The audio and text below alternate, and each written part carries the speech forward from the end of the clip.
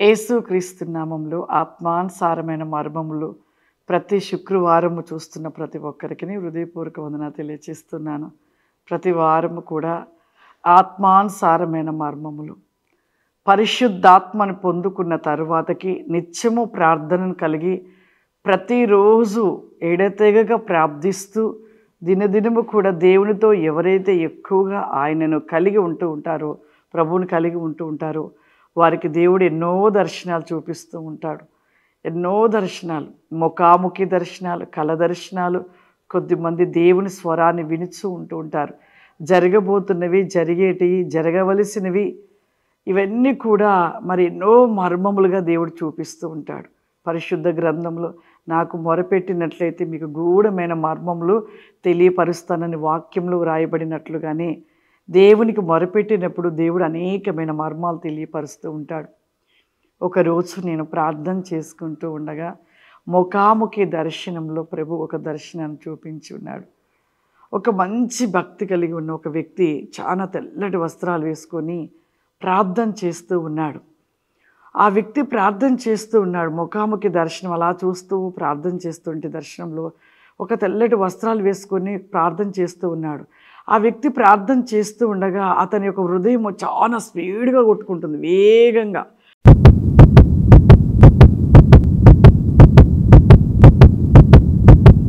ఆ వేగంగా కట్టుకోవడము కనపడుతూ ఉంది. నేను అలా చూస్తున్నాను. ఆ వ్యక్తి మోకాళ్ళ మీద ఉండి ప్రార్థిస్తున్నాడు. తన హృదయం కనపడుతూ ఉంది. ఆ హృదయం అతి వేగంగా కొట్టుకుంటూ ఉంది. అలా వేగంగా కొట్టుకుంటున్నది. తనైతే మౌనంగానే చేస్తూ ప్రార్థన చేస్తున్నాడు. తను మౌనంగా ఉండి మూలుగులతో చేస్తూ ఉన్నాడు. విలపించట్లేదు, కానీ అలా మౌనంగా ధ్యానిస్తూ తను ప్రార్థిస్తుంటే తనలో ఉన్న హృదయం ఇలా స్పీడ్గా ఇలా కొట్టుకుంటూ ఉంది. పరలోకము నుండి పై నుండి కూడా ఒక ఎలా అంటే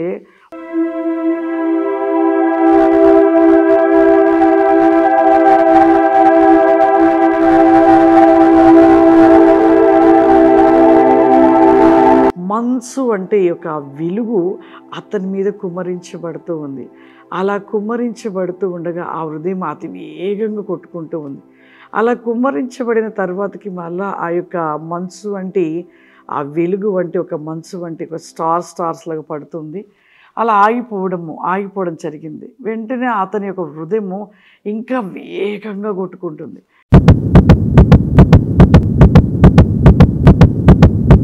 కొట్టుకుంటున్నప్పుడు అతనిలో నుండి ఒక ఎలా అంటే ఒక పొగ వంటి సువాసనగా అతనిలో అలా వెళ్ళిపోతూ ఉంది. పైకి వెళ్ళిపోతూ ఉంటే ఇక పై భాగానికి వెళ్ళిపోగా ఒక సింహాసనము, ఎంత వెలుగుతో ఉందో ఆ సింహాసనం యొద్దకి చేర్చబడుతూ ఉంది.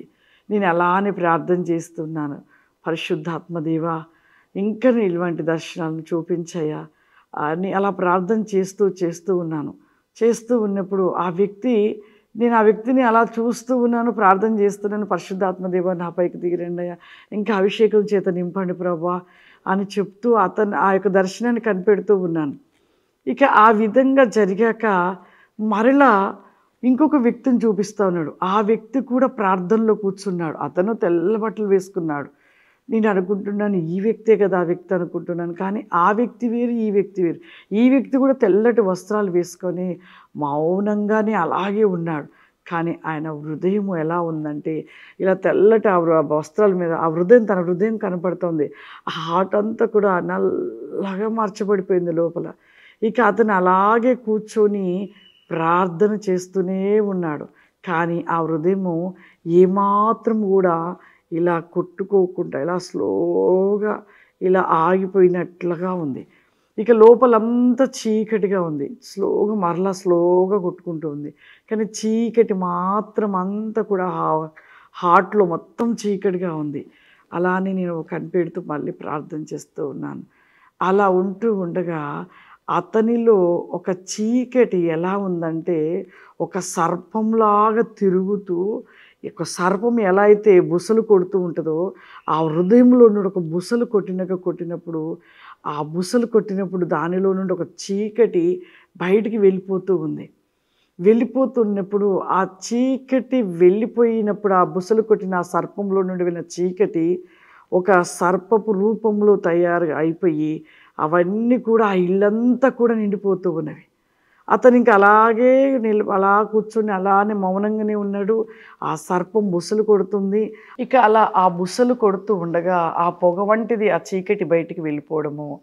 ఆ యొక్క పొగ వంటిది బయటికి వెళ్ళిన వెంటనే ఆ యొక్క చీకటి శక్తుల్లాగా ఒక ఆకారాలు దాల్చుకొని మొత్తము కూడా ఇక ఆ ఇల్లంతా కమ్ముకోవడము, అవన్నీ కూడా బయటికి వెళ్ళిపోతూ ఉండగా పైభాగమున ఒక భయంకరమైన దురాత్మ లాంటిది ఒక చీకటి ఆత్మ పైభాగంలో నుండి నవ్వుతూ ఉంది.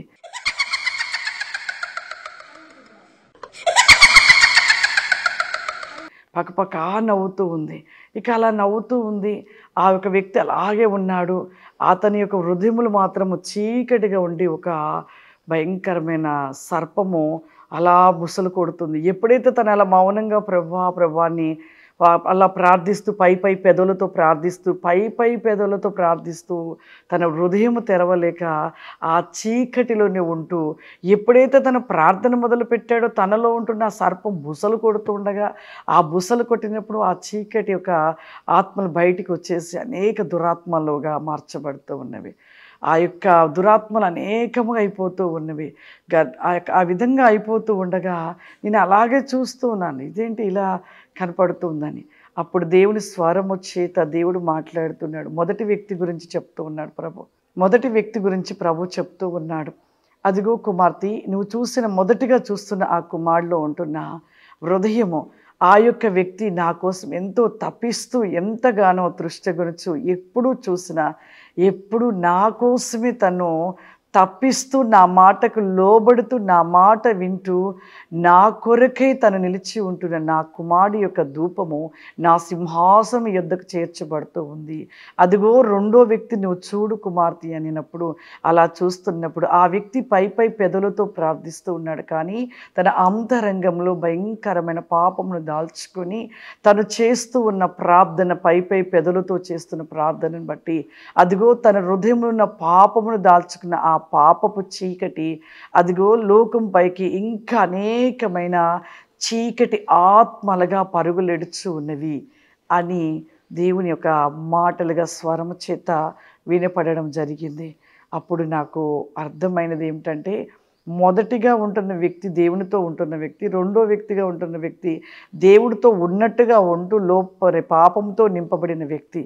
పాపము గర్భము దాల్చి పిల్లలు కన్నని వాక్యంలో రాయబడినట్లుగా ఆ రెండో వ్యక్తిలో ఉంటున్న ఆ భయంకరమైన ఆ చీకటి మా ఘట సర్పంగా ఉంటున్న అతనిలో ఉంటున్న ఆ సర్పం వంటి భయంకరమైన పాపపు చీకటి శక్తులు గర్భము దాల్చి పిల్లల్ని కలిగినట్లుగా ఆ యొక్క చీకటితో ఇంకా అనేకమైన చీకటి శక్తులకు సమకూర్చబడి ఆ చీకటి శక్తులన్నీ కూడా తన కుటుంబాన్ని కమ్ముకొనడము, దురాత్మ శక్తిగా ఉంటున్న పై ఎత్తు భాగంలో ఉంటున్న దురాత్మ నవ్వుచూ ఉండడము, ప్రభు చూపించడము. నిజముగా దేవునికి ఏమిచ్చినా మనం రుణం తీర్చుకోలేము.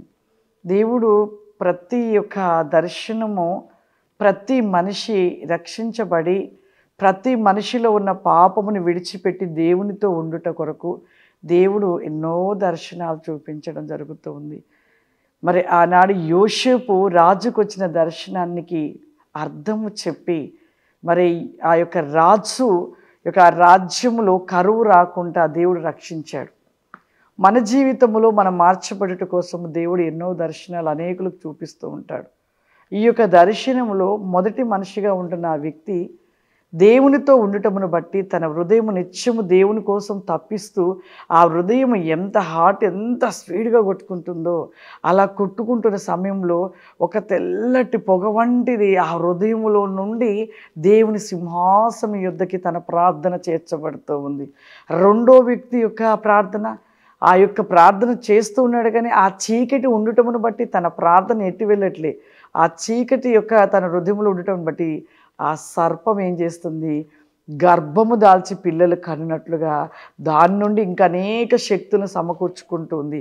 మానవుని హృదయంలో చేర్చబడి మానవుని హృదయంలో ఉండి అనేకమైన దురాత్మ సమూహమును చేర్చుకుంటూ ఉంది అపవాది.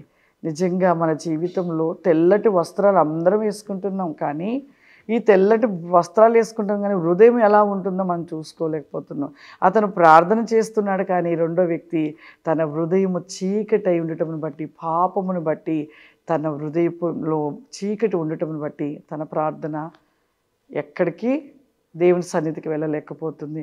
తను ప్రార్థించలేకపోతున్నాడు పై పెదవులతో. చూడండి, చాలామంది ప్రార్థన చేసేటప్పుడు ఎక్కడెక్కడో ఆలోచిస్తారు, ఎక్కడెక్కడో తలంపులు, ఎక్కడెక్కడో ఊహలోకి వెళ్ళిపోతారు, ఎక్కడో ఆలోచిస్తారు.